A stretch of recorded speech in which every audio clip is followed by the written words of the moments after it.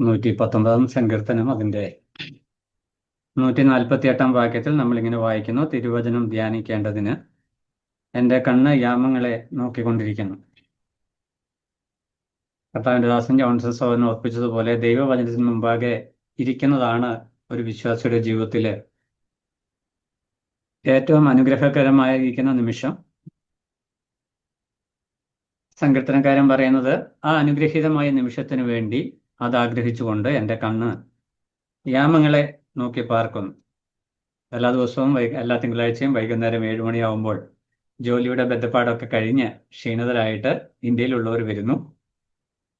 അമേരിക്കയിലുള്ള സഹോദരന്മാർ അതിരാവിലെ എഴുന്നേറ്റ് ഏകദേശം 8-8:30 സമയമാണ് അവിടെ ഏകദേശം. ആ സമയത്ത് അവർ ബ്രേക്ക്ഫാസ്റ്റ് ഒക്കെ കഴിച്ച് അല്ലെങ്കിൽ കഴിക്കാനുള്ള പ്രിപ്പറേഷൻ മുമ്പായിട്ട് റെഡി ആയിട്ട് ക്ലാസ്സിലേക്ക് വരുന്നു. ഇതിനൊക്കെ നമ്മളെ പ്രേരിപ്പിക്കുന്ന ഒരു വിഷയം, ദൈവവചനം പഠിക്കുന്നത് നമ്മുടെ ജീവിതത്തിന് ആവശ്യമാണ്, ആത്മീയ ജീവിതത്തിന്റെ പോഷണത്തിന് ആവശ്യമാണ് എന്നുള്ളത് കൊണ്ടാണ് നമ്മളൊക്കെ വർഷങ്ങളായിട്ട് വചനം വായിക്കുകയും പഠിക്കുകയൊക്കെ ചെയ്യുന്നവരാണ്. എന്നാൽ ഓരോ ദിവസവും പുതിയ പുതിയ കൃപകൾ അനുഭവിക്കുവാനായിട്ട് ദൈവവചന പഠനം നമ്മളെ സഹായിക്കുന്നു. യോഹന്നാന്റെ സുവിശേഷം നമ്മൾ പഠിച്ചു വരികയാണ്. 6-ാം അധ്യായം അതിൻ്റെ 34 വരെയുള്ള വാക്യങ്ങൾ കഴിഞ്ഞ ക്ലാസ്സിൽ നമ്മൾ ചിന്തിക്കുവാനായിട്ട് ഇടയായി. അവിടെ കർത്താവും യഹൂദന്മാരും തമ്മിലുള്ള സംസാരം, അതിൽ നിന്നുള്ള ആത്മീക സത്യങ്ങളെ കുറിക്കൊണ്ട് മുന്നോട്ട് പോകുകയാണ് നമ്മൾ ചെയ്യുന്നത്. നാം എപ്പോഴും ഓർക്കുന്ന പോലെ യോഹന്നാൻ ഫോക്കസ് ചെയ്യുന്ന വിഷയം യേശു ക്രിസ്തു ആരാണ് എന്ന് മനസ്സിലാക്കി, ശരിയായി മനസ്സിലാക്കി യേശു ക്രിസ്തുവിൽ വിശ്വസിക്കുക. യേശു ക്രിസ്തുവിൽ എല്ലാവരും വിശ്വസിക്കുന്നുണ്ട്. ഭൂമിയിലുള്ള സകല മനുഷ്യർക്കും യേശു ക്രിസ്തുവിനെ കുറിച്ച് ഒരു അണ്ടർസ്റ്റാൻഡിങ് ഉണ്ട്, ഒരു ധാരണയുണ്ട്. ചിലർ ദേവന്മാരായിട്ട് യേശുവിനെ കാണുന്നു, ചിലർ ഒരു രാജാവായിട്ട് അല്ലെങ്കിൽ നല്ല മനുഷ്യനായിട്ട് യേശു ക്രിസ്തുവിനെ കാണുന്നു. യഹൂദന്മാർ നല്ലൊരു ഉപദേഷ്ടാവായിട്ട് യേശു ക്രിസ്തുവിനെ കാണുന്നു. ഇങ്ങനെ പല നിലകളിൽ കാണുന്നുണ്ട്. എന്നാൽ ശരിയായ നിലയിൽ യേശു ക്രിസ്തുവിനെ എങ്ങനെ മനസ്സിലാക്കണം എന്നുള്ളതാണ് യോഹന്നാൻ ഫോക്കസ് ചെയ്ത് കൊണ്ടുവരുന്ന വിഷയം. യോഹന്നാന്റെ സുവിശേഷം 6-ാം അധ്യായം അതിൻ്റെ 35 മുതലുള്ള വാക്യങ്ങളാണ് ഇന്ന് നമ്മൾ ചിന്തിക്കുന്നത്. കഴിഞ്ഞ ക്ലാസ്സിൽ ഏകദേശം പറഞ്ഞു വന്ന വിഷയത്തിന്റെ കണ്ടിന്യൂവേഷൻ തന്നെയാണ് ഇവിടെ. 2 കാര്യം. 4-ാം വാക്യത്തില് യഹൂദന്മാർ കർത്താവിനോട് പറയുന്ന വിഷയം, കർത്താവെ, ഈ അപ്പം എപ്പോഴും ഞങ്ങൾക്ക് തരണമേ. ഇതേ ഒരു പ്രസ്താവന ശമര്യക്കാരി സ്ത്രീ കിണറ്റിന്റെ കരയിൽ നിന്ന് ഈ വെള്ളം എനിക്ക് തരണം, ഞാൻ എപ്പോഴും വെള്ളം കോരുവാനായിട്ട് വരാതിരിക്കേണ്ടതിന് ഈ വെള്ളം എനിക്ക് തരണം. ഇവിടെ യഹൂദന്മാർ പറയുന്ന വിഷയം, ആ അപ്പം ഞങ്ങൾക്ക് തരണം. എന്താ കാരണം? നിത്യജീവനിലേക്കുള്ള അപ്പമാണ്, സ്വർഗത്തിൽ ഇറങ്ങി വന്ന അപ്പമാണ്. അത് അവരുടെ ആയുഷ്കാലം മുഴുവൻ അവർക്ക് പോഷണം നൽകുന്ന ഒരാഹാരം, ഒരു അപ്പം അവർക്ക് വേണമെന്നുള്ളതാണ് അവരുടെ അണ്ടർസ്റ്റാൻഡിങ്. എന്ന് പറഞ്ഞാൽ കർത്താവ് ഉപയോഗിക്കുന്ന ടെർമിനോളജി അല്ലെങ്കിൽ ടേംസ് അല്ലെങ്കിൽ അതിൻ്റെ ആശയം അത് ഉൾക്കൊള്ളുവാനായിട്ട് യഹൂദന്മാർക്ക് കഴിയുന്നില്ല. അതാണ് പ്രധാന വിഷയം. അപ്പോൾ യോഹന്നാൻ ഈ വിഷയം എന്തുകൊണ്ടാണ് ഇത്ര പ്രാധാന്യത്തോടെ എടുത്തു പറയുന്നത്? ഇത് വായിക്കുന്ന 21-ാം നൂറ്റാണ്ടിലെ വിശ്വാസികളായിരിക്കുന്ന നമുക്കിതൊരു ക്രിസ്തീയ പാരമ്പര്യം, ക്രിസ്തുവിനെ കുറിച്ച് അന്ന് യഹൂദന്മാർക്ക് അറിയാവുന്നതിലും കൂടുതൽ വ്യക്തതയുള്ള ഉപദേശങ്ങൾ ഇന്ന് നമുക്ക് ലഭ്യമാണ്. മാധ്യമങ്ങൾ, വിവിധ മുഖാന്തരങ്ങൾ, ഇതൊക്കെ ഒത്തിരി അഡ്വാൻസ്ഡ് ആയതുകൊണ്ട് കർത്താവിനെ കുറിച്ചല്ല ബൈബിളിനെ കുറിച്ചുള്ള പൊതുവായ ധാരണ അന്നത്തെ കാലത്തേക്കാൾ ഒത്തിരി വർദ്ധിച്ചിട്ടുണ്ട്. അങ്ങനെ ഒരു കാലഘട്ടത്തിൽ നാം ആയിരിക്കുമ്പോൾ നാം എങ്ങനെയാണ് നമ്മുടെ കർത്താവിനെ കാണേണ്ടത് എന്നത് സംബന്ധിച്ച് നാം വ്യക്തമായി മനസ്സിലാക്കുവാനായിട്ട് ആവശ്യമുണ്ട്. കർത്താവ് നമ്മളെക്കുറിച്ച് ആഗ്രഹിക്കുന്നു. ദൈവവചനത്തിന്റെ പ്രത്യേകത, ഇനി 1000, 2000, 10,000 വർഷം മുമ്പോട്ട് കടന്നാലും അന്നും വർത്തമാനകാല പ്രസക്തിയുള്ള ഒരു ഗ്രന്ഥമാണ് തിരുവെഴുത്ത്. അന്ന് ജീവിക്കുന്ന മനുഷ്യരോടുള്ള ബന്ധത്തിലും ഇതേ വിഷയം തന്നെ പ്രാക്ടിക്കലായിട്ട് വരുന്നു. അപ്പൊ നമ്മുടെ ജീവിതത്തോടുള്ള ബന്ധത്തിൽ ഇത് എങ്ങനെ കണക്റ്റഡ് ആയിട്ടിരിക്കുന്നു അല്ലെങ്കിൽ എങ്ങനെ ബന്ധപ്പെട്ടു പോകുന്നു എന്നുള്ളത് നമ്മൾ ശ്രദ്ധിച്ച് മുമ്പോട്ട് പോകേണ്ടത് ആവശ്യമാണ്. ഇവിടെ കർത്താവിന്റെ വരവിന്റെ ഉദ്ദേശം ലൂക്കോസിന്റെ സുവിശേഷം 19:10 വരുമ്പോൾ കർത്താവ് പറയുന്നുണ്ട്, ഞാൻ കാണാതെ പോയതിനെ തിരഞ്ഞു രക്ഷിപ്പാനായിട്ടാണ് വന്നത്. ലൂക്കോസ് 19:10 നമുക്കറിയാവുന്ന വാക്യമാണ്, അതെടുത്ത് വായിക്കുന്നില്ല. കാണാതെ പോയതിനെ തിരഞ്ഞ് രക്ഷിപ്പാനായിട്ട് യേശു കർത്താവ് ഭൂമിയിലേക്ക് വന്നു. അതാണ് കർത്താവിന്റെ വരവിന്റെ ഉദ്ദേശം. അപ്പോൾ കർത്താവ് പറയുന്ന ഓരോ വിഷയങ്ങളും ഈ തിരഞ്ഞെടുപ്പിനോടും അല്ലെങ്കിൽ ഈ വീണ്ടെടുപ്പിനോടും ഈ രക്ഷയോടുമുള്ള ബന്ധത്തിലുള്ള കാര്യങ്ങളാണ്. എന്നാൽ മനുഷ്യൻ ആ വാക്കുകളെ കേൾക്കുമ്പോൾ അവർ ആത്മീകം ഉപരി അത് ഭൗതികമായ വിഷയമായിട്ട് മാത്രം ഉൾക്കൊള്ളുന്നു എന്നുള്ളതാണ് വിഷയം. അപ്പോൾ ഇവിടെ അപ്പത്തെക്കുറിച്ച് പറയുമ്പോൾ അവര് ഒരു താൽക്കാലിക പരിഹാരം, തങ്ങളുടെ വിശപ്പ് മാറുവാനായിട്ടുള്ള ദൈവികമായിരിക്കുന്ന ഒരു പ്രൊവിഷനാണ് യേശുക്രിസ്തു എന്നുള്ള വിഷയമാണ് അവർ ഉൾക്കൊണ്ടത്. അതുകൊണ്ടാണ് അവർ പറയുന്നത് ഈ അപ്പം ഞങ്ങൾക്ക് എപ്പോഴും ഞങ്ങൾക്ക് തരണം എന്ന് പറഞ്ഞാൽ എന്താ പറയുക, ദൈവത്തിന്റെ അപ്പമോ സ്വർഗത്തിൽ നിന്ന് ഇറങ്ങി വന്ന ലോകത്തിന് ജീവനെ കൊടുക്കുന്നതാകുന്നു. ആദ്യത്തെ പോർഷൻ അവർ ശ്രദ്ധിച്ചു, സ്വർഗത്തിൽ നിന്ന് ഇറങ്ങി വന്ന അപ്പം, അത്രയും കാര്യം അവർ ചിന്തിച്ചു. രണ്ടാമത്തെ പോർഷൻ യഹൂദന്മാർ ശ്രദ്ധിച്ചില്ല. രണ്ടാമത്തെ പോർഷൻ എന്താ, ലോകത്തിന് ജീവനെ കൊടുക്കുന്നതാകുന്നു. യഹൂദന്മാരുടെ രാജാവായിട്ട് വരുന്ന കർത്താവ് അവർക്കൊരു പൊളിറ്റിക്കൽ രാജാവായിട്ട്, ഒരു രാഷ്ട്ര സംവിധാനം അല്ലെങ്കിൽ രാഷ്ട്രീയ പ്രകാരമുള്ള ഒരു രാജാവായിട്ടാണ് അവർ ചിന്തിക്കുന്നത്. എന്നാൽ കർത്താവ് ഇവിടെ പറയുന്നത് ലോകത്തിന് ജീവനെ കൊടുക്കുന്നതാണ് ഈ അപ്പം. അപ്പോൾ കർത്താവ് തന്റെ വീണ്ടെടുപ്പ് വേലയെ വ്യക്തമായിട്ട് പറയുകയാണ്. അത് ലളിതമായിട്ടങ്ങ് പറഞ്ഞാൽ മതി, ഞാൻ നിങ്ങൾക്ക് വേണ്ടി ക്രൂശിക്കപ്പെടുവാനായിട്ട് വന്നു, നിങ്ങളെ രക്ഷിക്കാനായിട്ട് വന്നു എന്ന് പറഞ്ഞാൽ മതി. പക്ഷെ യഹൂദന്മാരോട് അങ്ങനെ പറയേണ്ട ആവശ്യമില്ല. യഹൂദന്മാരോട് പ്രവാചകന്മാർ മുഖാന്തരം കൃത്യമായ നിലയിൽ ദൈവത്തിന്റെ രക്ഷാകരമായ പദ്ധതി പറഞ്ഞിട്ടുണ്ട്. അതുകൊണ്ട് കർത്താവ് ഈ അവിശ്വാസികളായിരിക്കുന്ന യഹൂദന്മാര്, ഇവര് അവിശ്വാസികളാണ് എന്നുള്ള വിഷയം കർത്താവ് വ്യക്തമായിട്ട്, അതായത് ഈ സെക്ഷൻ, അതായത് 35 മുതലുള്ള വാക്യങ്ങളിലേക്ക് വരുമ്പോൾ കർത്താവ് ഇവരിലുള്ള ആ ഒരു കുറവിനെ വ്യക്തമായിട്ട് എടുത്ത് ചൂണ്ടിക്കാണിച്ചുകൊണ്ടാണ് മുന്നോട്ട് വരുന്നത്. ഇവർക്ക് എന്തു പറഞ്ഞാലും, ഇവരോട് എന്ത് തന്നെ പറഞ്ഞു കൊടുത്താലും ഇവർക്ക് അത് അബ്സോർവ് ചെയ്യുവാനായിട്ട്, ഉൾക്കൊള്ളുവാനായിട്ടുള്ള പ്രാപ്തിയില്ല. കാരണം ഇവരുടെ ഹൃദയം ബ്ലൈൻഡാണ്. ന്യായപ്രമാണവും ആചാരങ്ങളും പെരുന്നാളുകളും യാഗങ്ങളും ഈ ദശാംശവും ഇങ്ങനെയുള്ള വിഷയങ്ങൾ കൊണ്ട് സ്വയപ്രവൃത്തികളാൽ നീതീകരണം നേടാം എന്നുള്ള ആ ഒരു ബോധ്യത്തിൽ അവർ ഹൃദയം ഇരുണ്ടിരിക്കുന്നത് കൊണ്ട് കർത്താവ് പറയുന്ന വാക്കുകളെ അവർക്ക് ഉൾക്കൊള്ളുവാനായിട്ട് കഴിയുന്നില്ല. അപ്പോൾ കർത്താവ് അവർക്ക് ഏറ്റവും സിമ്പിളായിട്ട് ഈ വിഷയം പറഞ്ഞു കൊടുക്കുവാനായിട്ട് ഇവിടെ ശ്രദ്ധിക്കുകയാണ്. ഇവിടെ 2-3 പ്രധാന കാര്യങ്ങൾ ഈ വേദഭാഗത്ത് കർത്താവ് എടുത്തു പറയുന്നുണ്ട്. നമുക്ക് ആ വാക്യങ്ങൾ ഒന്ന് ശ്രദ്ധിച്ച്, പ്രത്യേക ചില പ്രയോഗങ്ങൾ, ആ പ്രയോഗങ്ങൾ ശ്രദ്ധിക്കുമ്പോൾ കർത്താവ് എന്താണ് ഉദ്ദേശിക്കുന്നത് എന്ന് നമുക്ക് വ്യക്തമായിട്ട് മനസ്സിലാക്കുവാനായിട്ട് കഴിയും. ഈ അപ്പം എപ്പോഴും ഞങ്ങൾക്ക് തരണമെന്ന് 34-ാം വാക്യത്തിൽ യഹൂദന്മാർ പറയുന്നതായിട്ട് പറഞ്ഞു. അതിന്റെ 35-ാം വാക്യത്തിൽ വരുമ്പോൾ കർത്താവ് എന്താണ് ഉദ്ദേശിച്ചതെന്ന് മനസ്സിലാകത്തക്ക നിലയിൽ അതിന് മറുപടി പറയുന്നു. യേശു അവരോട് പറഞ്ഞത്, ഞാൻ ജീവന്റെ അപ്പമാകുന്നു. അപ്പോൾ ആദ്യം കർത്താവ് പറഞ്ഞ വിഷയം ദൈവത്തിന്റെ അപ്പമാണ്, സ്വർഗത്തിൽ നിന്ന് ഇറങ്ങി വന്നു.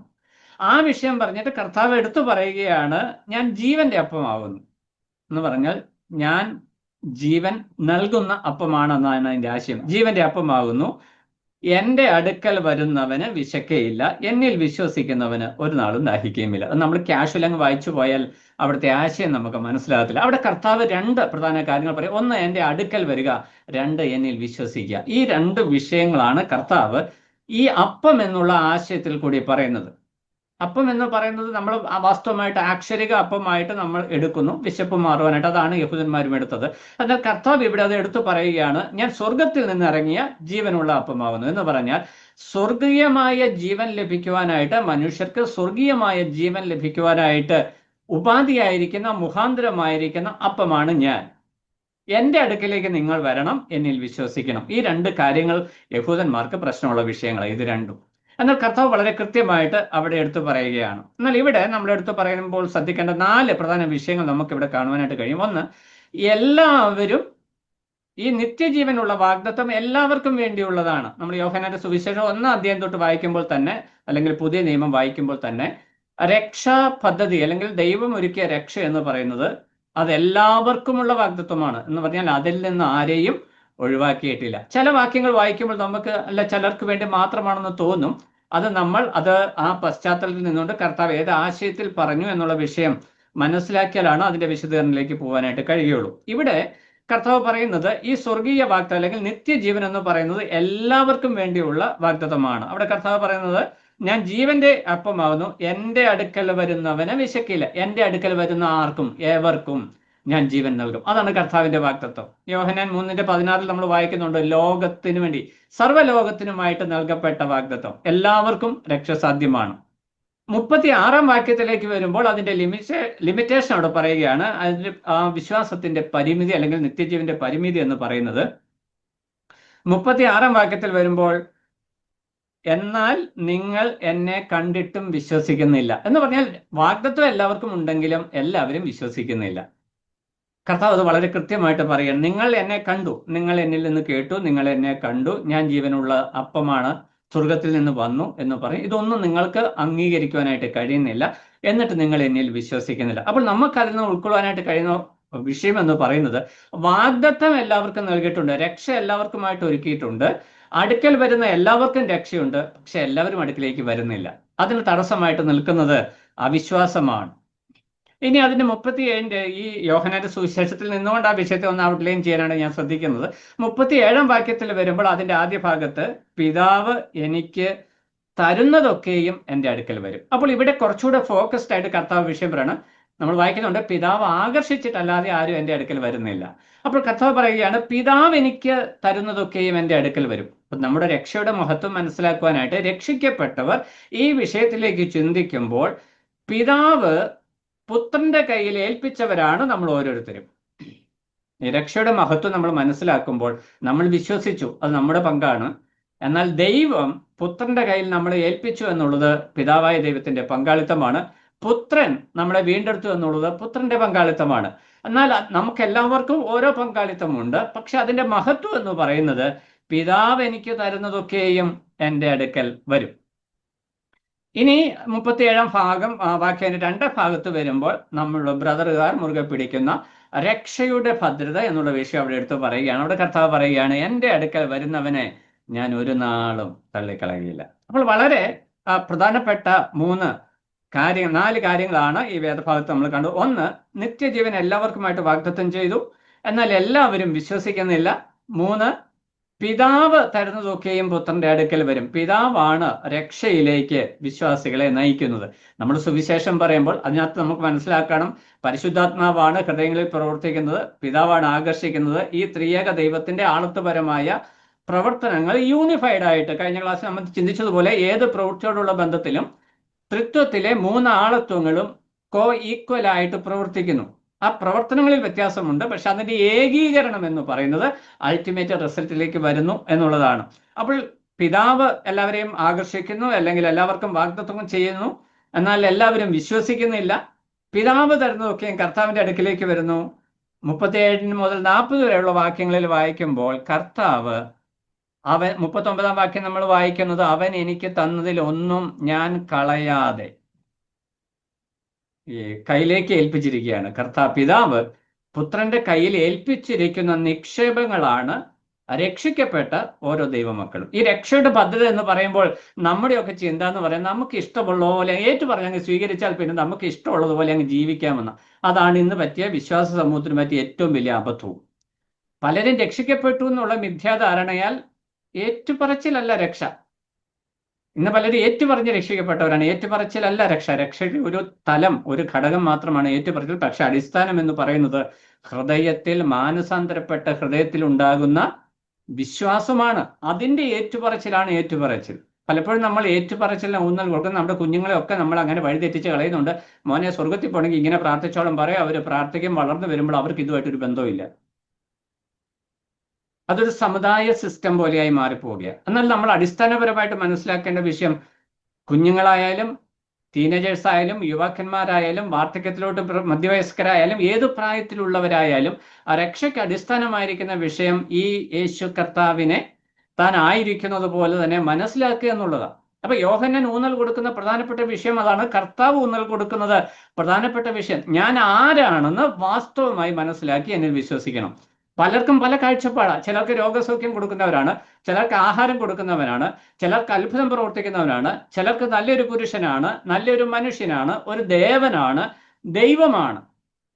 ഇങ്ങനെ പല നിലകളിൽ മനുഷ്യൻ കാണുന്നു. എന്നാൽ രക്ഷിതാവായിട്ട് ആര് ഈ കർത്താവിനെ കാണുന്നു? കർത്താവിന് ഇങ്ങനെ പല തലങ്ങളുണ്ട്. താൻ ഒരു ഉപദേഷ്ടാവാണ്, ദൈവമാണ്, അത്ഭുതം പ്രവർത്തിക്കുന്ന ആളാണ്. പക്ഷേ യേശു കർത്താവ് രക്ഷിതാവാണെന്ന് മനസ്സിലാക്കി ആ രക്ഷയുടെ അനുഭവത്തിലേക്ക് വരുമ്പോൾ കർത്താവ് ചെയ്യുന്ന പ്രവൃത്തിയാണ് ഇവിടെ പറയുന്നത്. പിതാവ് രക്ഷിക്കപ്പെടുന്ന ആളുകളെ അല്ലെങ്കിൽ വിശ്വാസികളെ കർത്താവിന്റെ കരങ്ങളിലേക്ക് കൊടുത്തിരിക്കുക. എന്നിട്ടെന്ന് കർത്താവ് പറയുകയാണ്, എൻ്റെ അടുക്കൽ വരുന്നവനെ ഞാൻ ഒരു നാളും തള്ളിക്കളയുകയില്ല. അപ്പോൾ 35-ാം വാക്യത്തിൽ വായിച്ചത് എൻ്റെ അടുക്കൽ വരുന്നവന് വിശക്കയില്ല. അപ്പത്തെക്കുറിച്ച് കർത്താവ് പറഞ്ഞു. അപ്പോൾ ആത്മീക ദാഹം, ആത്മീക വിശപ്പുമായി വരുന്ന ഒരു വ്യക്തി കർത്താവിന്റെ അടുക്കിലേക്ക് വരുമ്പോൾ അവന് സംതൃപ്തി ഉണ്ടാകുന്നു. ആ സംതൃപ്തി ലഭിക്കുന്ന മനുഷ്യൻ കർത്താവിന്റെ അടുക്കിലേക്ക് വരുമ്പോൾ കർത്താവ് പറയുന്നത് അവൻ സ്വയമേവ വരുന്നതല്ല, ഞാൻ അവനെ കൊണ്ടുവരുന്നതല്ല, പിതാവ് അവനെ എൻ്റെ കയ്യിൽ തന്നിരിക്കുകയാണ്. അവൻ പിതാവ് എൻ്റെ കയ്യിൽ തരുന്നതൊക്കെയും എൻ്റെ അടുക്കിലേക്ക് വരും. അപ്പോൾ രക്ഷയോടുള്ള ബന്ധത്തിൽ പിതാവായ ദൈവത്തിന് ഉള്ള സ്ഥാനീയ പദവിയെ, പ്രവൃത്തിയെ പുത്രൻ വ്യക്തമായിട്ട് ഇവിടെ വെളിപ്പെടുത്തുന്നതായിട്ട് കാണുവാനായിട്ട് സാധിക്കും. ഇവിടെ കർത്താവ് വെച്ചിരിക്കുന്ന വ്യവസ്ഥ എന്ന് പറയുന്നത് എൻ്റെ അടുക്കൽ വരിക എന്നുള്ളതാണ്. എല്ലാവരും വരണം, രക്ഷയ്ക്കായിട്ടുള്ള ആഹ്വാനം എല്ലാവർക്കും ഉണ്ട്. അങ്ങനെ വരുമ്പോൾ വന്നവരെന്ത് ചെയ്യും? വിശ്വസിക്കുന്ന എല്ലാവർക്കും ഈ പൊതുവായിരിക്കുന്ന ഒരു ഇൻഫർമേഷൻ കിട്ടുന്നു. കർത്താവ് ആ വാക്യത്തിൽ നമ്മൾ വായിച്ച രക്ഷയുടെ ഭദ്രത എന്നുള്ള വിഷയമാണ്. അവിടെ എൻ്റെ അടുക്കൽ വരുന്നവനെ തള്ളിക്കളയുകയില്ല. അപ്പോൾ നമ്മൾ മനസ്സിലാക്കേണ്ട വിഷയം, ഈ കർത്താവ് 38-ാം വാക്യത്തിൽ വരുമ്പോൾ ഞാൻ എൻ്റെ ഇഷ്ടമല്ല, എന്നെ അയച്ചവന്റെ ഇഷ്ടം എത്രേ ചെയ്യുവാൻ സ്വർഗത്തിൽ നിന്ന് ഇറങ്ങി വന്നിരിക്കും. കർത്താവ് വളരെ കൃത്യമായിട്ട് പറയാം. യഹൂദന്മാരുടെ പ്രശ്നം എന്നാ? യേശു ക്രിസ്തു സ്വർഗത്തിൽ നിന്നുള്ളവനാണെന്ന് ഇവർക്ക് അംഗീകരിക്കാൻ പറ്റില്ല. അതാണ് ഇവരുടെ ഏറ്റവും പ്രധാനപ്പെട്ടതായിരിക്കുന്ന വിഷയം. ഇവന്റെ അച്ഛന്റെ മകനല്ലയോ? ഇവന്റെ അപ്പനും അമ്മയും നമ്മുടെ കൂടെ ഇല്ലയോ? ഇവന്റെ സഹോദരന്മാർ നമ്മുടെ കൂടെ ഇല്ലയോ? ഇവൻ നമ്മളെക്കാട്ടിലും സോഷ്യലി ഡൗൺഗ്രേഡഡ് ആയിട്ട് താഴെയുള്ളവനാണ്, അത് തച്ചന്റെ മകനാണ്. അപ്പോൾ ഇവൻ സ്വർഗത്തിൽ നിന്ന് വരുന്നത് എങ്ങനെ എന്ന് പറയുന്നു. അപ്പോൾ കർത്താവ് വളരെ അതിനെ ഡിഫെൻഡ് ചെയ്തുകൊണ്ട് കർത്താവ് പറയുന്ന വിഷയമാണ്, ഞാൻ എൻ്റെ ഇഷ്ടമല്ല, എന്നെ അയച്ചവന്റെ ഇഷ്ടം അത്രേ ചെയ്യുവാൻ സ്വർഗത്തിൽ നിന്ന് ഇറങ്ങുന്നു. അപ്പോൾ ഇവിടെ വ്യക്തമായിട്ട് പറയുന്ന വിഷയം, കർത്താവ് ചെയ്യുന്ന ഏതു പ്രവൃത്തിയിലും പിതാവ് ഏൽപ്പിച്ചു കൊടുത്തു എന്നുള്ള കൃത്യമായിരിക്കുന്ന ബോധ്യം. പിതാവ് തന്നിൽ എന്താണോ ഏൽപ്പിച്ചത് അത് വ്യക്തമായ ബോധ്യത്തോടെ കൃത്യമായ നിലയിൽ ചെയ്യുന്നു എന്നുള്ളതാണ് കർത്താവ് എടുത്തു പറയുന്ന വിഷയം. എന്നിട്ട് പറയുകയാണ്, എന്ത്? പിതാവ് എനിക്ക് തരുന്നതൊക്കെ എൻ്റെ അടുക്കൽ വരും, അതിനെ ഞാൻ സൂക്ഷിക്കും, ഒരു നാളും തള്ളിക്കളയില്ല. ഇത് രക്ഷയുടെ ഭദ്രത. കർത്താവിന്റെ അടുക്കലേക്ക് വരുന്നവരെ കർത്താവ് ഒരു നാളും തള്ളിക്കളയില്ല. ഇതൊരു സൈദ്ധാന്തികമായിട്ട് ടെക്നിക്കലായിട്ട് നമ്മൾ ഉൾക്കൊള്ളേണ്ട ഒരു വിഷയമല്ല ഈ രക്ഷയുടെ ഭദ്രത. ഇത് പ്രാക്ടിക്കലായിട്ട് ഉൾക്കൊള്ളേണ്ട ഒരു വിഷയമാണ്. എന്ന് പറഞ്ഞാൽ വാസ്തവമായി രക്ഷയുടെ അനുഭവത്തിലുള്ള വ്യക്തി രക്ഷയുടെ അനുഭവത്തിൽ ജീവിക്കണം. അത് കർത്താവ് വളരെ കൃത്യമായിട്ട് പറയുക, ഞാൻ എൻ്റെ പിതാവിന്റെ ഇഷ്ടം ചെയ്യുവാനായിട്ട് വന്നു. അപ്പൊ രക്ഷിക്കപ്പെട്ട ഒരു വ്യക്തിയുടെ ഉദ്ദേശം, ലക്ഷ്യം, അവനെക്കുറിച്ചുള്ള ദൈവഹിതം എന്ന് പറയുന്നത് ദൈവഹിതപ്രകാരം ജീവിക്കുക എന്നുള്ളതാണ്. ആ ദൈവഹിതപ്രകാരം ജീവിക്കുമ്പോഴാണ് ഈ രക്ഷയുടെ, അല്ലാത്തവൻ രക്ഷ നഷ്ടപ്പെടും എന്ന് ഞാൻ പറയുന്നു എന്നതിന് ആശയമില്ല. പക്ഷെ രക്ഷയുടെ ഭദ്രത എന്നതിൻ്റെ ആശയം എന്ന് പറയുന്നത് വിശ്വസ്തയോടെ കർത്താവിന്റെ കരങ്ങളിൽ ആയിരിക്കുക എന്നുള്ളതാണ്. അപ്പോൾ കർത്താവ് പറയാം, ഞാൻ ഒരു നാളും തള്ളിക്കളയും. ഇതെങ്ങനെയാണെന്ന് മനസ്സിലാക്കണ്ടേ? ഞാൻ ഒരു നാളും തള്ളിക്കളയുകയില്ല എന്ന് പറയുമ്പോൾ യഹൂദന്മാരുടെ മുമ്പിൽ എന്തുണ്ട്? നമ്മുടെ ഒക്കെ മുമ്പിൽ ഒരു വിഷയമുണ്ട്. കർത്താവിൽ വിശ്വസിക്കുന്നവർക്ക് ലഭിക്കുന്ന നിത്യജീവനാണ്. അപ്പൊ സ്വാഭാവികമായിട്ടും മരണം എന്നുള്ള ആശയത്തിന് അവിടെ പ്രാധാന്യമില്ല. നമ്മൾ നിത്യം ഭൂമിയിൽ ജീവിച്ചിരിക്കുമെന്നാണ് അതിന്റെ ആശയം യഹൂദന്മാർ മനസ്സിലാക്കുന്നത്. പക്ഷെ യഹൂദന്മാർക്ക് ഒരു കാര്യം അറിയാം, മരണമുണ്ട്. അപ്പോൾ കർത്താവ് വ്യക്തമായിട്ട് അടുത്ത വാക്യത്തിലേക്ക് വരുമ്പോൾ പറയുകയാണ്, മരണത്തിൽ നിന്ന് ഒടുക്കത്തെ നാളിൽ ഞാൻ അവനെ എഴുന്നേൽപ്പിക്കും. അപ്പോൾ വിശ്വാസിയുടെ ജീവിതത്തിൽ മരണം എന്ന് പറയുന്ന വിഷയം അതൊരു എൻഡല്ല, ഒരു എൻഡിങ് അല്ല, ഒരു സമാപ്തി അല്ല. അത് കേവലം ഒരു ഗ്യാപ്പ് അല്ലെങ്കിൽ ഒരു ഇന്റർമീഡിയറ്റ് പീരീഡ് ആണ് എന്നുള്ള വിഷയം. പക്ഷെ ഇവിടെ ഒരു കാര്യം കൂടെ കർത്താവ് എടുത്തു പറയുകയാണ്, എന്ത്? ഈ മരണത്തിങ്കൽ പോലും ഈ വ്യക്തികളെ, വിശ്വാസികൾ കർത്താവിന്റെ കരങ്ങളിൽ സുരക്ഷിതരാണ് എന്നുള്ള വിഷയം. അതിന്റെ തിയോളജിക്കലായിട്ടുള്ള അണ്ടർസ്റ്റാൻഡിങ് ആണ്. നമ്മൾ പർദീസയിലായിരിക്കും, കർത്താവിനോടുകൂടെ തേജസ്സിൽ വെളിപ്പെടുക എന്നൊക്കെ നമ്മൾ പറഞ്ഞ അത് വിശാലമായിരിക്കുന്ന ആശയത്തിലേക്ക് വരുന്നതാണ്. പുതിയ നിയമ ഉപദേശങ്ങളിലേക്ക് വരുമ്പോഴാണ് പരിശുദ്ധാത്മാവ് മുഖാന്തരം അപ്പോസ്തലന്മാരിലൂടെ കർത്താവ് ആ വിഷയം വ്യക്തമാക്കുക. എന്നാൽ ഇവിടെ കർത്താവ് വ്യക്തമായിട്ട് പറയുന്നത് ഒടുക്കത്തെ നാളിൽ അവരെ ഉയർത്തെഴുന്നേൽപ്പിക്കും. അപ്പോൾ രക്ഷയുടെ ഭദ്രത എന്ന് പറയുന്ന വിഷയത്തിൽ രണ്ട് വിഷയമാണ്. ഒന്ന്, പിതാവ് പുത്രന്റെ കയ്യിൽ വിശ്വാസികളെ ഓരോരുത്തരെയായി ഭരമേൽപ്പിക്കുകയാണ്. അവരുടെ ഉത്തരവാദിത്വം പുത്രന്റെ കയ്യിലാണ്. വീണ്ടെടുപ്പ്, രക്ഷയോടുള്ള ബന്ധം, രക്ഷിക്കുന്ന ഉത്തരവാദിത്വം പുത്രനാണ്, സൂക്ഷിക്കുന്ന ഉത്തരവാദിത്വം പുത്രനാണ്, അവരെ ആത്മീയ വളർച്ചയിൽ കൊണ്ടുവരുന്ന ഉത്തരവാദിത്വം പരിശുദ്ധാത്മാവിനാണ്. ആളത്തുപരമായി ഈ ശുശ്രൂഷകൾ ഇങ്ങനെ നിൽക്കുന്നു. 39-ാം വാക്യത്തിൽ വരുമ്പോൾ, അവൻ എനിക്ക് തന്നതിൽ ഒന്നും ഞാൻ കളയാതെ എല്ലാം ഒടുക്കത്തെ നാളിൽ ഉയർത്തെഴുന്നേൽപ്പിക്കണമെന്നാകുന്നു എന്നെ അയച്ചവന്റെ ഇഷ്ടം. അപ്പോൾ വിശ്വാസികളുടെ പുനരുദ്ധാനം എന്നുള്ളത് പിതാവായ ദൈവത്തിന്റെ പ്രവർത്തന പദ്ധതിയിലെ ഇഷ്ടമാണ്, അല്ലെങ്കിൽ പുത്രനെ കുറിച്ചുള്ള ദൈവേഷ്ടമാണ് എന്നുള്ള വിഷയം കർത്താവ് അവിടെ വ്യക്തമാകുകയാണ്. ഈ ഒടുക്കത്തെ നാളിലുള്ള പുനരുദ്ധാനം എന്നുള്ള കൺസെപ്റ്റ് യഹൂദന്മാർക്ക് വളരെ ഫേമസ് ആയിട്ടുള്ള, വളരെ പരിചയമുള്ള ഒരു പ്രയോഗമാണ്. മാർത്തയും മറിയം ലാസർ മരിക്കുന്ന സമയത്ത് മാർത്തയോട് സംസാരിക്കുമ്പോൾ അവിടെ മാർത്ത കൃത്യമായിട്ട് പറയും, ഒടുക്കത്തെ നാളിൽ എൻ്റെ സഹോദരൻ ഉയർത്തെഴുന്നേൽക്കുമെന്ന് ഞാൻ വിശ്വസിക്കുന്നു. അവൻ ഉയർത്തെഴുന്നേൽക്കുമെന്ന് പറയുമ്പോൾ മാർത്ത പറയുന്ന വിഷയം, ഒടുക്കത്തെ നാളിൽ അവൻ എഴുന്നേൽക്കുമെന്ന് ഞങ്ങൾക്ക് വിശ്വാസമുണ്ട്. അപ്പോൾ ഈ ഒടുക്കത്തെ നാളിലെ ഉയർപ്പ് എന്നുള്ളത് യഹൂദന്മാരെ സംബന്ധിച്ച് കൃത്യമായ ബോധ്യമുള്ള ഒരു വിഷയമാണ്. അപ്പോൾ ആ വിഷയത്തെ കർത്താവ് ഉദ്ധരിച്ചുകൊണ്ട് പറയുകയാണ്, കർത്താവ് എനിക്ക് തന്നതിൽ ഒന്നും നഷ്ടപ്പെടാതെ ഞാൻ ഒടുക്കത്തെ നാളിൽ അവയെ ഉയർത്തെഴുന്നേൽപ്പിക്കണം എന്നുള്ളത് ദൈവത്തിന്റെ ഇഷ്ടമാണ്. ഇനി 40-ാം വാക്യത്തിൽ വരുമ്പോൾ, പുത്രനെ നോക്കിക്കൊണ്ട് അവനിൽ വിശ്വസിക്കുന്ന ഏവനും നിത്യജീവൻ ഉണ്ടാകണമെന്നാകുന്നു എൻ്റെ പിതാവിന്റെ ഇഷ്ടം. അപ്പോൾ ഇവിടെ കർത്താവ് രക്ഷയുടെ വഴി കൃത്യമായിട്ട് ചൂണ്ടിക്കാണിക്കുകയാണ്. പിതാവിനെ വിശ്വസിക്കണം, പുത്രനെ നോക്കിക്കൊണ്ട്. അപ്പൊ ദൈവിക രക്ഷാപദ്ധതിയിലെ ദൈവത്തെ വിശ്വസിക്കുക എന്ന് പറയുന്നതിന്റെ ശരിയായ ആശയം യോഹന്നാൻ ഇവിടെ കർത്താവ് വ്യക്തമാക്കുന്നത് പുത്രനെ നോക്കിക്കൊണ്ട് ഈ പിതാവിൽ വിശ്വസിക്കണമെന്നുള്ളതാണ്. അപ്പോൾ ഈ രക്ഷയുടെ ക്രമത്തിൽ മുന്നോട്ട് താഴോട്ടുള്ള വാക്യങ്ങൾ വായിക്കുമ്പോഴും ഈ ക്രമീകരണത്തെ കർത്താവ് ആവർത്തിച്ച് പറഞ്ഞു വരുന്നതായിട്ട് നമുക്ക് മനസ്സിലാക്കുവാനായിട്ട് കഴിയും. ഈ വേദം 35 മുതൽ 40 വരെയുള്ള വേദഭാഗങ്ങളിൽ നമുക്ക് 3 പ്രധാന കാര്യങ്ങൾ കാണാം. അത് പഠനത്തിന് വേണ്ടി പോയിന്റ് വൈസ് ആയിട്ട് അങ്ങ് പറഞ്ഞ് ഞാൻ പോകാം. അപ്പോൾ നിങ്ങൾക്കും വ്യക്തിപരമായ പഠനത്തിന് അത് ഉപകരിക്കും. ഒന്നാമത്തെ വിഷയം, വിശ്വസിക്കുന്ന എല്ലാവർക്കും നിത്യജീവൻ ലഭിക്കുവാനായിട്ട് ജീവനുള്ള അപ്പമായി ക്രിസ്തു തന്നെത്താൻ ഏൽപ്പിച്ചു. വിശ്വസിക്കുന്ന എല്ലാവർക്കും നിത്യജീവൻ നൽകേണ്ടതിന് ജീവനുള്ള അപ്പമായി ക്രിസ്തു തന്നെത്താൻ ഏൽപ്പിച്ചു. അതിന്റെ ഷോർട്ട് ഫോം ആയിട്ട് ഇങ്ങനെ ഇതാ, ജീവനുള്ള അപ്പമായി ക്രിസ്തു തന്നെത്താൻ ഏൽപ്പിച്ചു. 6:35. അവിടെ രക്ഷയെ ഒരു ദാഹത്തിനുള്ള അല്ലെങ്കിൽ വിശപ്പിനുള്ള പരിഹാരമായിട്ടാണ് കർത്താവ് വെളിപ്പെടുത്തുന്നത്. ആത്മീക ദാഹം, ആത്മീക വിശപ്പ്, ഈ 2 പ്രയോഗവും വിശ്വാസികളായി നമുക്ക് പരിചയമുള്ളതാണ്. രക്ഷയ്ക്കായുള്ള ഒരാകാംക്ഷ എല്ലാ മനുഷ്യർക്കും ഉണ്ട്. ഈ രക്ഷയ്ക്ക് വേണ്ടിയുള്ള ആകാംക്ഷ, അല്ലെങ്കിൽ ദൈവിക ന്യായവിധിയിൽ നിന്ന് രക്ഷ പ്രാപിക്കാനുള്ള ഒരു വിശപ്പ്, അതിന് പരിഹാരമായിട്ട് ജീവന്റെ അപ്പമായിട്ട് ക്രിസ്തു വന്നു. രണ്ടാമത്തെ വിഷയം എന്ന് പറയുന്നത്, വിശ്വസിക്കുവാനായിട്ടുള്ള ഇൻഫർമേഷൻ അല്ലെങ്കിൽ വിവരങ്ങൾ എല്ലാവർക്കും ലഭിക്കുന്നുണ്ട്. വിശ്വസിക്കാനായിട്ടുള്ള വിവരങ്ങൾ, വിശ്വസിക്കാനാൻ മതിയായ കാരണങ്ങൾ എല്ലാവർക്കുമായിട്ട് വെളിപ്പെടുത്തിയിട്ടുണ്ട്.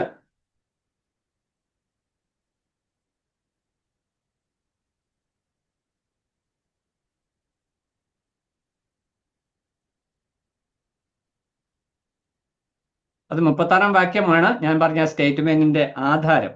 നിങ്ങൾ എന്നെ കണ്ടിട്ടും വിശ്വസിക്കുന്നില്ല. എന്നെ കണ്ടെന്ന് പറഞ്ഞാൽ യേശുവിനെ കണ്ടെന്നുള്ള ആശയമല്ല. ഈ 5000 പേരുടെ 10-20,000 പേര്, 5 അപ്പം കൊണ്ട് 5000 പേരെ പോഷിപ്പിച്ചു.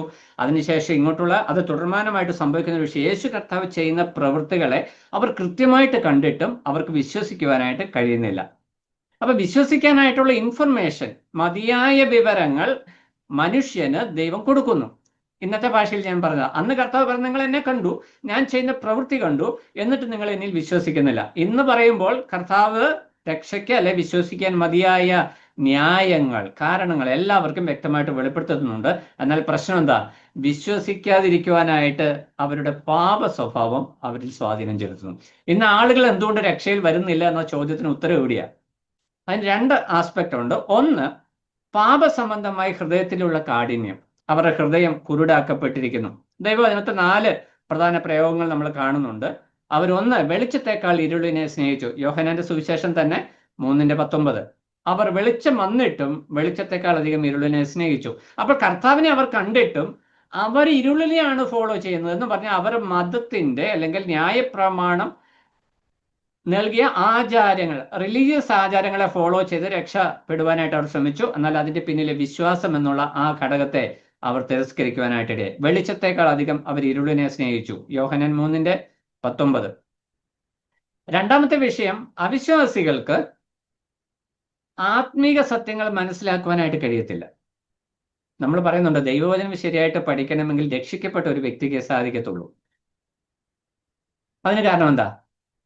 പ്രാകൃത മനുഷ്യൻ ദൈവാത്മാവിന്റെ ഉപദേശം കൈക്കൊള്ളുന്നില്ല. കൊരിന്ത്യ ലേഖനം 1 കൊരിന്ത്യർ 2:14.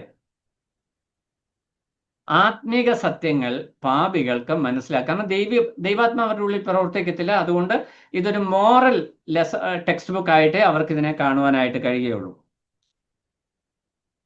മൂന്നാമത്തെ വിഷയം, അവരുടെ ഹൃദയം സാത്താൻ കുരുടാക്കി. എന്ന് ഇവരൊരിക്കലും കർത്താവിനെ ശരിയായ നിലയിൽ മനസ്സിലാക്കരുത് എന്നുള്ള ഒരു നിർബന്ധ ബുദ്ധി സാത്താനുണ്ട്. അവര് മനസ്സിലാക്കി കഴിഞ്ഞാൽ എന്ത് സംഭവിക്കും? വിശ്വസിക്കും. രക്ഷിക്കപ്പെട്ട ദൈവമക്കളുടെ ഹൃദയത്തെയും ഇവനിങ്ങനെ കുരുടാക്കി കളയും. ദൈവവചനം ശരിയായി മനസ്സിലാക്കാതെ വ്യതിചലിക്കപ്പെട്ട നിലയിൽ മനസ്സിലാക്കുവാനായിട്ട് അങ്ങനെയാണ് ദുരുപദേശങ്ങൾ സഭയ്ക്കുള്ളിൽ കടന്നു വരുന്നത്. നമുക്ക് ആദ്യം ശ്രദ്ധിച്ചറിയാം, ഈ വരുന്നതെല്ലാം പ്രോമിനന്റ് ഫിഗേഴ്സിൽ കൂടിയായിരിക്കും ദുരുപദേശങ്ങൾ സഭയ്ക്കുള്ളിലേക്ക് വരിക. എന്ന് പറഞ്ഞാൽ ജനസ്വാധീനം. പെട്ടെന്ന് ആളുകൾ ബ്ലൈൻഡ് ആയിട്ട് വിശ്വസിക്കും. എളിയ വ്യക്തികൾ, സാധാരണ സുവിശേഷന്മാരല്ലെ ഉപദേശകന്മാർ ഒരു ദുരുപദേശം പറഞ്ഞാൽ അതിന് അദ്ദേഹം വിമർശന വിധേയമാകും. അത് എന്നാൽ ഒരു പ്രഗത്ഭനായ വ്യക്തി പറയുമ്പോൾ പെട്ടെന്ന് ആക്സെപ്റ്റൻസ് ഉണ്ടാകും. അപ്പോൾ പിശാച് ഏറ്റവും കൂടുതൽ ഉപയോഗിക്കുന്ന ഒരു വിഷയമാണ് വിശ്വാസികളുടെ കൂടി കണ്ണുകൾ കുരുടാക്കി കളയും. മനുഷ്യരോടുള്ള അതിഭക്തി നമ്മുടെ കണ്ണുകളെ കുരുടാക്കി കളയും. അപ്പോൾ ദൈവവചനം അല്ലെങ്കിൽ സുവിശേഷം രക്ഷയിലേക്ക് വരുവാതിരിക്കുവാനായിട്ട് ഇടയാക്കുന്ന ഒരു വിഷയം, സാത്താൻ അവരുടെ കണ്ണ് കുരുടാക്കി. 2 കൊരിന്ത്യർ 4:4. ഈ വാക്യങ്ങളൊക്കെ നമുക്കറിയാവുന്നതാണ്. സുവിശേഷത്തിന്റെ വെളിച്ചം പ്രകാശിക്കാതിരിപ്പാൻ പിശാച് അവരുടെ കണ്ണ് കുരുടാക്കി എന്നാണ് ആ വാക്യം.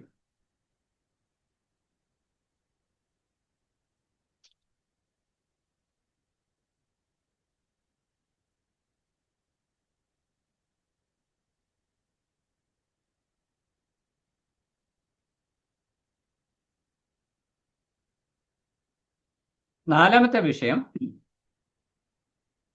വചനം കേൾക്കുവാനായിട്ട് അവർക്ക് മനസ്സില്ല, അതുകൊണ്ട് ഗ്രഹിക്കുവാനും സാധിക്കില്ല.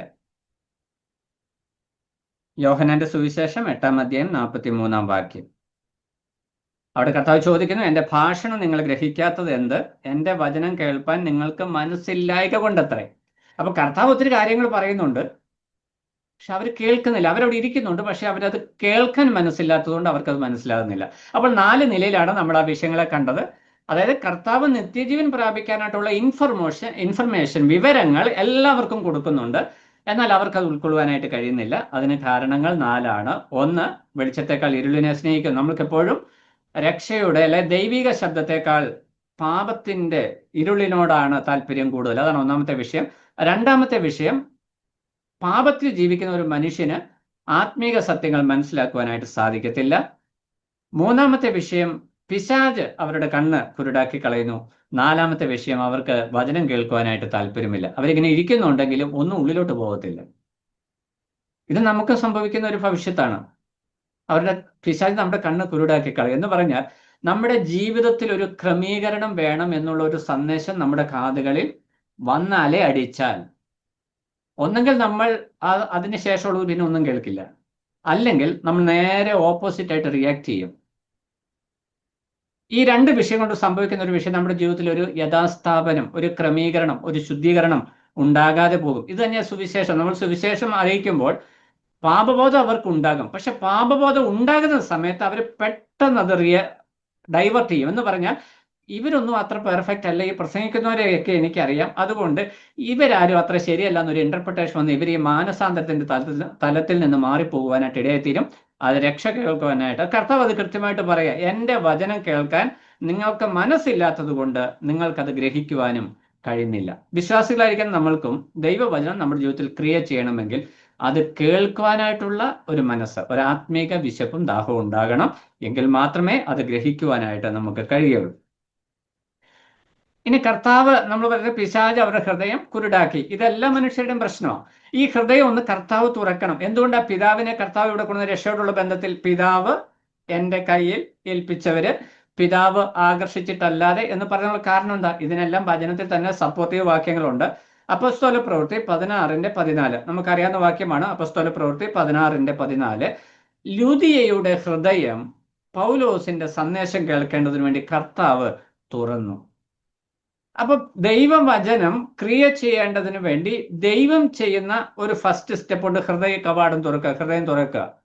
ഈ ഹൃദയം തുറന്നു കഴിയുമ്പോഴാണ് ദൈവവചനം കേൾക്കുവാനായിട്ടുള്ള മനസ്സ് വരിക. നമ്മളൊക്കെ ഇന്ന് ഇവിടെ കൂട്ടിയിരിക്കുന്നത് എന്തുകൊണ്ടാ? നമുക്ക് കർത്താവ് ഹൃദയം തുറന്നു വന്നിട്ടുള്ളത് കൊണ്ടാണ്, വചനം കേൾക്കാനായിട്ടുള്ള ഒരു ആത്മീക ദാഹം നമുക്കുള്ളത് കൊണ്ടാണ് നമ്മൾ ദൈവസന്നിധിയിൽ ഇരിക്കുന്നത്. അപ്പോൾ ആ ദാഹം ഉള്ളിടത്ത് കർത്താവ് എന്ത് ചെയ്യും? എൻ്റെ വചനം കേൾക്കാൻ നിങ്ങൾക്ക് മനസ്സില്ല, അതുകൊണ്ട് ഗ്രഹിക്കുന്നില്ല. കേൾക്കാനായിട്ടുള്ള മനസ്സ് വരുമ്പോൾ അത് ഗ്രഹിക്കാനുള്ള പ്രാപ്തിയും ദൈവത്തിന്റെ ആത്മാവ് നമുക്ക് തരും. അപ്പോൾ സുവിശേഷത്തോടുള്ള ബന്ധത്തിൽ, രക്ഷയോടുള്ള ബന്ധത്തിൽ കർത്താവ് പറയുന്ന വിഷയം ഇതെല്ലാവർക്കുമായി ഓഫർ ചെയ്തിട്ടുണ്ട്. എല്ലാവർക്കും മതിയായ വിവരങ്ങൾ കൊടുത്തിട്ടുണ്ടെങ്കിലും അവരുടെ പാപ സ്വഭാവം അവരെ കർത്താവിനെ അംഗീകരിക്കുന്നതിൽ നിന്ന് തടസ്സപ്പെടുത്തുന്നു. രണ്ട്, അവരുടെ ഹൃദയത്തിന്റെ അവസ്ഥ. പാപമുള്ളത് കൊണ്ട് അവർക്ക് ആത്മീക സത്യങ്ങൾ മനസ്സിലാക്കുവാനായിട്ട് കഴിയില്ല. ദൈവം അവരുടെ ഹൃദയങ്ങളെ തുറക്കണം. ഈ വാക്യങ്ങളെ ചേർത്ത് പഠിക്കുമ്പോൾ ഈ 37-ാം വാക്യത്തിൽ പിതാവ് എനിക്ക് തരുന്നതൊക്കെയും എൻ്റെ അടുക്കൽ വരും എന്നതിന്റെ ആശയം ക്ലിയർ ആവും. എന്ന് പറഞ്ഞാൽ ദൈവവചനം കേൾക്കുമ്പോൾ, സുവിശേഷം കേൾക്കുമ്പോൾ ആരുടെ ഹൃദയമാണോ തുറക്കപ്പെടുന്നത് ആ വ്യക്തിക്കാണ് മാനസാന്തരം ഉണ്ടാകുക. അപ്പൊ ദൈവം ചിലരുടെ തുറക്കാതെയും ചിലരുടെ അടച്ചും വെച്ചിരിക്കുകയാണെന്നൊരു ചോദ്യം നമുക്ക് വരുന്നത്. അതിനെയാണ് മുൻനിർണയം എന്നൊക്കെ പറഞ്ഞ ആൾക്കാർ ദുർവ്യാഖ്യാനം ചെയ്യുന്നത്. ഇവിടെ കർത്താവ് ഈ ഓഫർ എല്ലാവർക്കും കൊടുത്തിരിക്കുക. പക്ഷെ അതിനോടൊരു ഫസ്റ്റ് സ്റ്റെപ്പ് എന്ന് പറഞ്ഞാൽ കേൾക്കാൻ ഒരു താല്പര്യം, ഒരു വിശപ്പിന്റെ അനുഭവം നമുക്കുണ്ടാകുന്നെങ്കിൽ നമ്മുടെ ഹൃദയം കർത്താവ് തുറക്കും. അതാണ് അതിന്റെ പ്രത്യേകത. അധ്വാനിക്കുന്നവരും ഭാരം ചുമക്കുന്നവരും എൻ്റെ അടുക്കൽ വരുവാൻ കർത്താവ് പറയുമ്പോൾ ഈ അധ്വാനം ഒരു ഭാരമായിട്ട് കാണുന്നവർക്ക് കർത്താവിന്റെ അടുക്കൽ വരാൻ പറ്റത്തുള്ളൂ, അല്ലാത്തവർ അധ്വാനിച്ചുകൊണ്ടിരിക്കത്തുള്ളൂ. അതാണ് വ്യത്യാസം. എന്ന് പറഞ്ഞാൽ സുവിശേഷം കേൾക്കുമ്പോൾ ദൈവശബ്ദത്തോട് നമുക്കുള്ള ഒരു ദാഹവും ഒരു വിശപ്പും അത് നമ്മുടെ ഉള്ളിൽ ക്രിയേറ്റ് ചെയ്യപ്പെടുമ്പോൾ അത് ദൈവത്തിന്റെ കൃപയുടെ ഒരു ഭാഗമാണ്. ക്രിയേറ്റ് ചെയ്യുമ്പോൾ ദൈവം നമ്മുടെ ഹൃദയത്തെ ഓപ്പൺ ചെയ്യും. അത് മാനസാന്തരത്തിലേക്കും രക്ഷയിലേക്കും നയിക്കും എന്നാണ് അതിന്റെ ആശയം. അപ്പം കേൾക്കുന്നവനും പങ്കുണ്ട്, ദൈവത്തിനും പങ്കുണ്ട്. ഇത് രണ്ടും പാരലായിട്ട് നിൽക്കുന്ന ഒരു വിഷയമാണ്. അല്ലെങ്കിൽ ദൈവം അങ്ങ് ചിലരെ തുറന്നു, ചിലരുടെ ഹൃദയം തുറക്കാതെ അവസാനം ദൈവം ന്യായം വിധിക്കുമ്പോൾ നീതിയോടെ ന്യായം വിധിക്കുവാനായിട്ട് കഴിയത്തില്ല. സങ്കീർത്തനത്തിൽ നമ്മൾ വായിക്കുന്നുണ്ട്, രക്ഷയ്ക്കായി കാംക്ഷിക്കുന്നവനെ ഞാൻ അതിലാക്കും. നമ്മൾ ഒരു വാക്യം വായിക്കുമ്പോൾ അതിനോട് ലിങ്ക്ഡ് ആയിട്ടുള്ള വിഷയങ്ങൾ ചേർത്ത് പഠിച്ചു പോകണം. രക്ഷയ്ക്കായിട്ടുള്ള ആഗ്രഹം ഹൃദയത്തിലുള്ള ഒരു വ്യക്തി, അത് ഏത് മതത്തിൽപ്പെട്ടവനായിക്കോട്ടെ, ഏത് ജാതിയിൽപ്പെട്ടവനായിക്കോട്ടെ, അവന്റെ ഹൃദയത്തിൽ ആത്മരക്ഷയ്ക്കായിട്ടൊരു ദാഹമുണ്ടെങ്കിൽ അവന്റെ അടുക്കലേക്ക് ഏതെങ്കിലും ഒരു വിധത്തിൽ കൃപയുടെ സന്ദേശം ദൈവത്തിന്റെ ആത്മാവ് എത്തിക്കും. ആ എത്തിക്കുന്ന സമയത്ത് അത് ഉൾക്കൊള്ളുവാനായിട്ട് അവന്റെ ഹൃദയത്തെ ദൈവം തുറക്കുന്നു. അത് തന്നെയാണ് ലുദിയയുടെ ജീവിതത്തിൽ സംഭവിച്ചത് എന്ന് നമുക്ക് മനസ്സിലാക്കുവാനായിട്ട് കഴിയും. മൂന്നാമതായിട്ട് നമുക്ക് ഈ ഭാഗത്ത് കാണാൻ പറ്റുന്ന വിഷയം, പിതാവ് പുത്രന് നൽകിയവരൊക്കെയും രക്ഷിക്കപ്പെടും എന്നുള്ളത്. അതായത് 37-ാം വാക്യമാണ്, പിതാവ് പുത്രന് നൽകിയവരൊക്കെയും രക്ഷിക്കപ്പെടും. എനിക്ക് തന്നു എന്നുള്ളൊരു വാക്ക് കർത്താവ് ഉപയോഗിക്കുന്നത് ഞാൻ ഒന്ന് സ്ട്രെസ് ചെയ്ത് പറയാൻ വേണ്ടിയാണ് ആ വാക്യത്തിലേക്ക് തിരിച്ചു വന്നത്.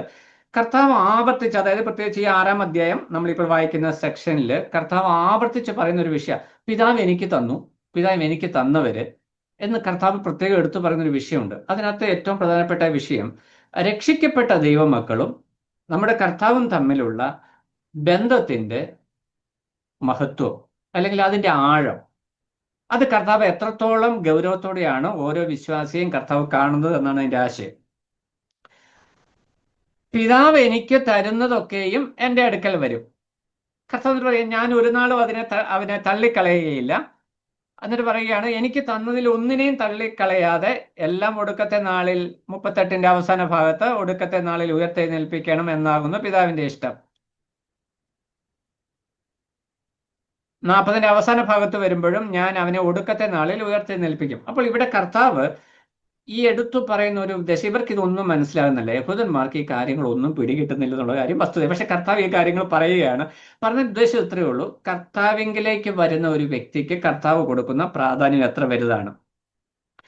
17-ാം അധ്യായം, യോഹന്നാന്റെ സുവിശേഷം 17-ാം അധ്യായത്തിലേക്ക് നമ്മൾ വരുമ്പോൾ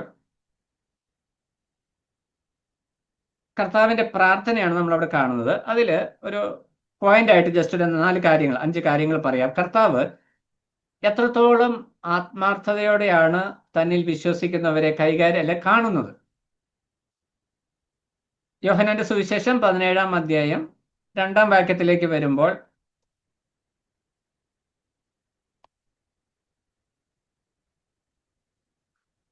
നീ അവന് നൽകിയിട്ടുള്ളവർക്കെല്ലാവർക്കും അവൻ നിത്യജീവനെ കൊടുക്കേണ്ടതിന് നീ സകല ജഡത്തിന്മേലും അവൻ അധികാരം നൽകിയിരിക്കുന്നല്ലോ. കർത്താവ് അവിടെ എടുത്തു പറഞ്ഞൊരു വിഷയം, നീ അവന് നൽകിയിരിക്കുന്നവരെല്ലാവരും.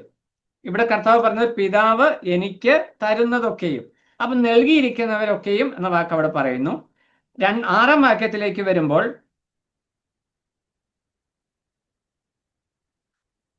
നീ ലോകത്തിൽ നിന്ന് എനിക്ക് തന്നിട്ടുള്ള മനുഷ്യർക്ക് ഞാൻ നിന്റെ നാമം വെളിപ്പെടുത്തിയിരിക്കുന്നു. ലോകത്തിൽ നിന്ന് എനിക്ക് തന്നിട്ടുള്ള മനുഷ്യർക്ക്, അവിടെ സ്പെസിഫൈഡ് എനിക്ക് തന്നു എന്ന് പറയുന്നു.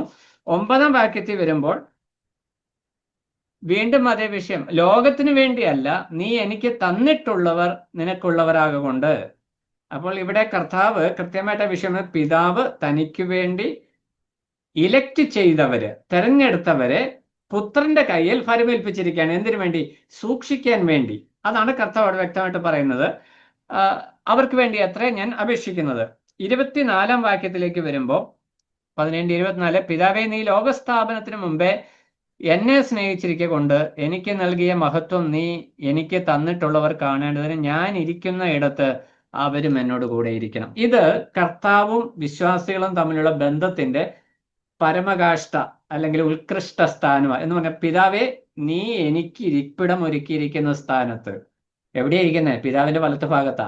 അവരും എന്നോട് കൂടെ ഇരിക്കേണ്ടതിന് ഞാൻ നിന്നോട് അപേക്ഷിക്കുന്നു. അപ്പോൾ കർത്താവ് രക്ഷിക്കപ്പെടുന്ന ഓരോ വിശ്വാസികളെയും കുറിച്ച്, ദൈവമക്കളെയും കുറിച്ച് കർത്താവ് എത്ര ആത്മാർത്ഥമായിട്ടാണ് പിതാവിന്റെ സന്നിധിയിൽ ജാഗരിക്കുന്നത് എന്ന് നമുക്കിവിടെ മനസ്സിലാക്കുവാനായിട്ട് കഴിയും. ഇത്രയും വിഷയം യഹൂദന്മാരോട് പറഞ്ഞിട്ടെന്താ കാര്യം? ഒരു കാര്യമില്ല. ഇത് പറഞ്ഞ ശിഷ്യന്മാർക്ക് വല്ല പ്രയോജനം ഉണ്ടായോ?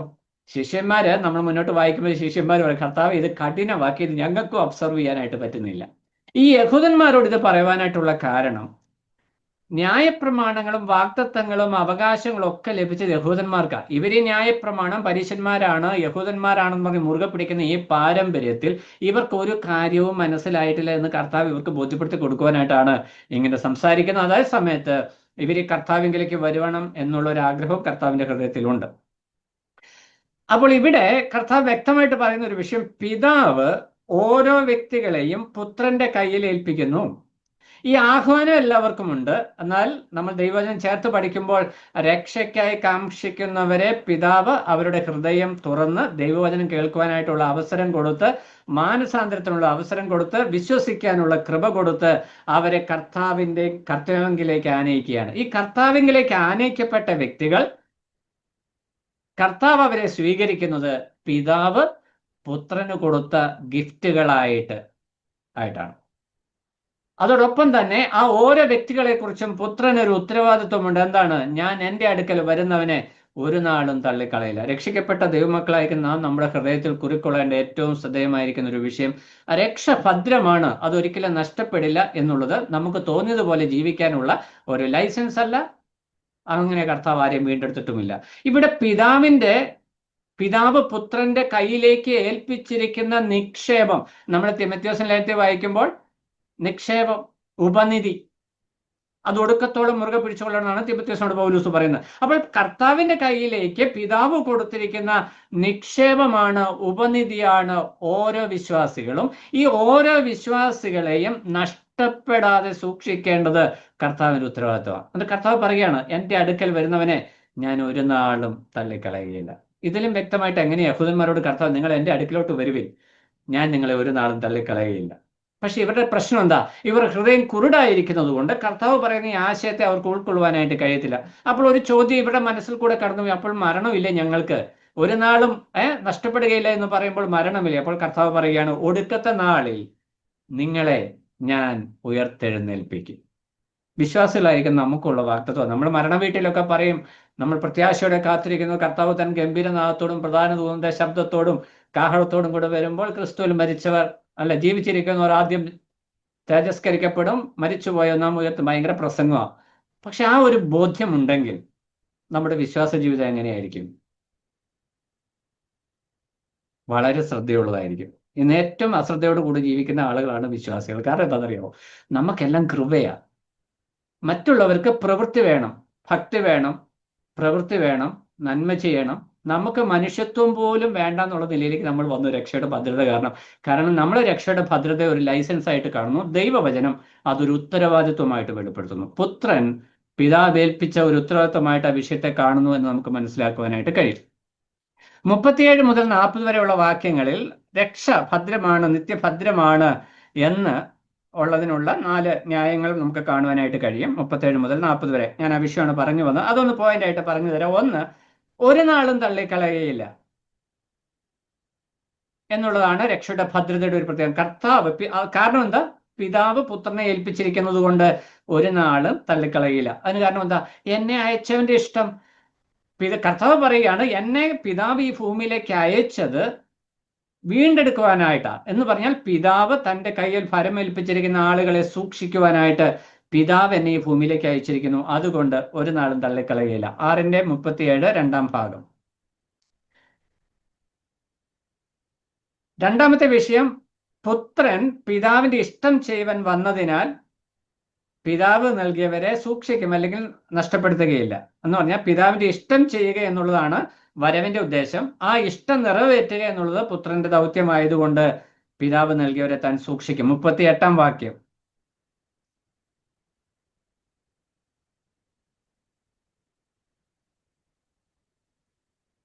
അത് കുറച്ചുകൂടെ മനസ്സിലാകാൻ വേണ്ടി 17-ാം അധ്യായം യോഹന്നാൻ 17:4 വരുമ്പോൾ നമ്മൾ അവിടെ ഇങ്ങനെ വായിക്കുന്നുണ്ട്, ഞാൻ ഭൂമിയിൽ നിന്നെ മഹത്വപ്പെടുത്തി, നീ എനിക്ക് ചെയ്യുവാൻ തന്ന പ്രവൃത്തി തികച്ചിരിക്കുന്നു.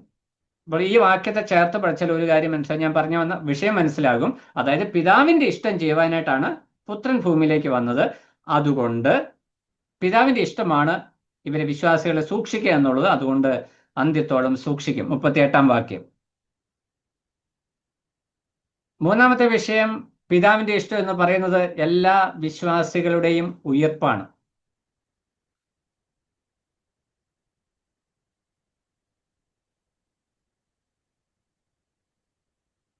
ശരീരം പാപനിമിത്തം മരിക്കേണ്ടി വന്നാലും ആത്മാവ് നീതി നിമിത്തം ജീവിക്കുമെന്ന് കൃത്യമായിട്ട് ദൈവത്തിന്റെ വചനത്തിൽ നമ്മൾ വായിക്കുന്നുണ്ട്. അപ്പോൾ ശാരീരിക മരണം ഇത് ആദാമിന്റെ പാപനിമിത്തം വന്നു ഭവിച്ച ഒരനർത്ഥമാണ്. എന്നാൽ രക്ഷിക്കപ്പെട്ടവർക്ക് ഈ മരണത്തിന്മീതെ ഒരു പുനരുത്ഥാനം, അത് പിതാവിന്റെ ഇഷ്ടമാണ്. 6-ാം അധ്യായം 39-ാം വാക്യം.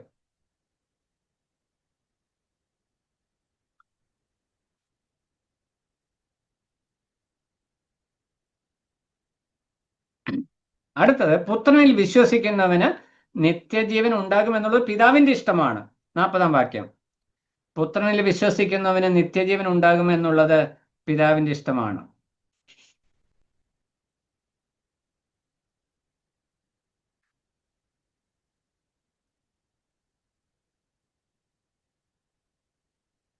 പുത്രനെ നോക്കിക്കൊണ്ട് അവനിൽ വിശ്വസിക്കുന്ന ഏവനും നിത്യജീവൻ ഉണ്ടാകണമെന്നാകുന്നു എൻ്റെ പിതാവിന്റെ ഇഷ്ടം.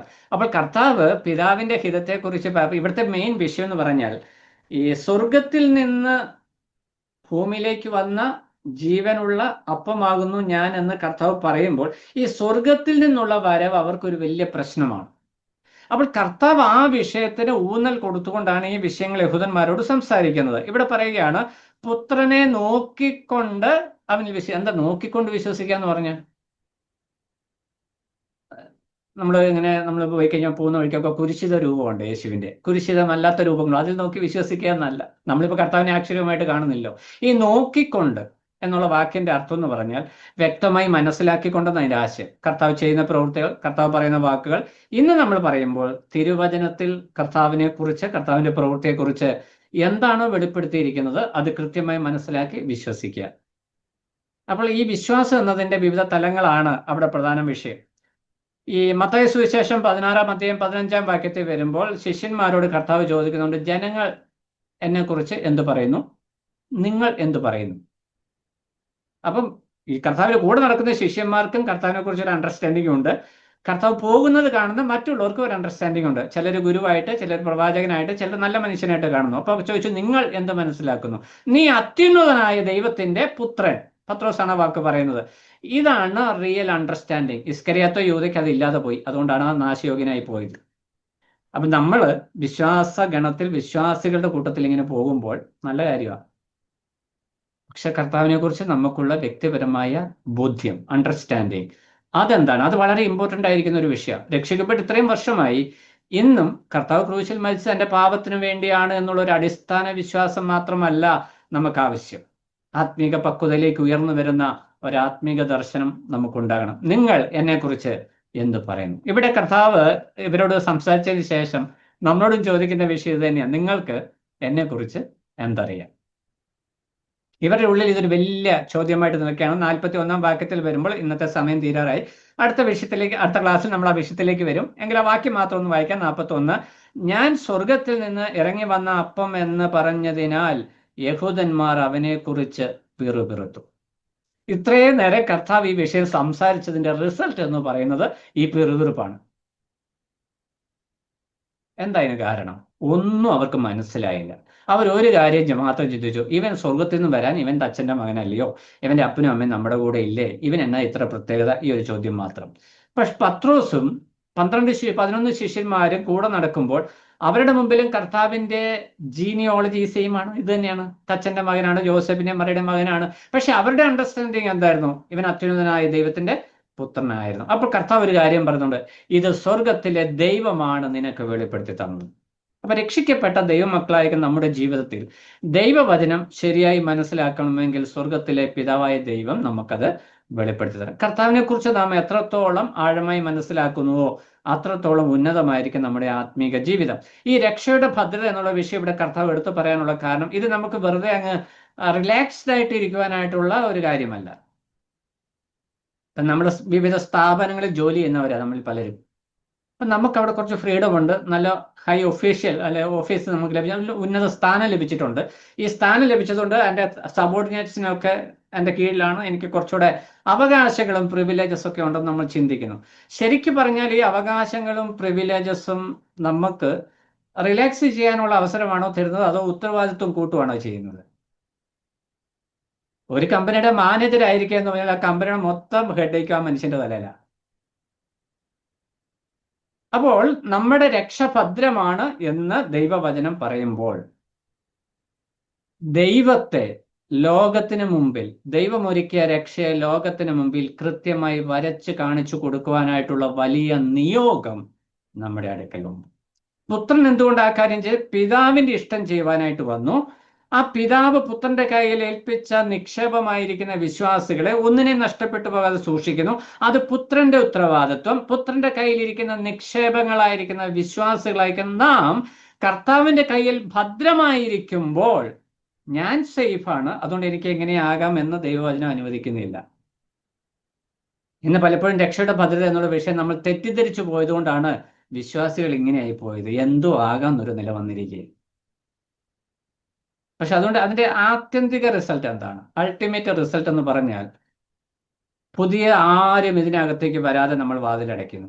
ഇതിനകത്ത് ഉള്ളവർ പുറത്തേക്ക് പോകുവാനായിട്ട് നമ്മൾ വാതിൽ തുറക്കുന്നു. എന്ന് പറഞ്ഞാൽ വരുന്ന തലമുറകൾക്ക് ഈ ആത്മീക ദർശനം ഇതിനകത്തൊന്നും പ്രത്യേകിച്ച് കാണാനില്ലാത്തത് കൊണ്ട് അവരിത് വിട്ട് ഇതിലും എന്ന് പറഞ്ഞാൽ ഈ നിലാവെളിച്ചത്തിൽ അല്ലെ ട്യൂബ് ലൈറ്റിന്റെ അടുക്കിലേക്ക് ഈച്ചകൾ പോകുന്നത് പോലെ പോകുവാനായിട്ടുള്ള കാരണം ഇവിടെ വേണ്ടത് സംരക്ഷണം ഇല്ല. എന്ന് പറഞ്ഞാൽ നമ്മൾ നമ്മളെ തന്നെ ആരാണെന്ന് വെളിപ്പെടുത്തുന്നതിൽ പരാജയപ്പെടുന്നു.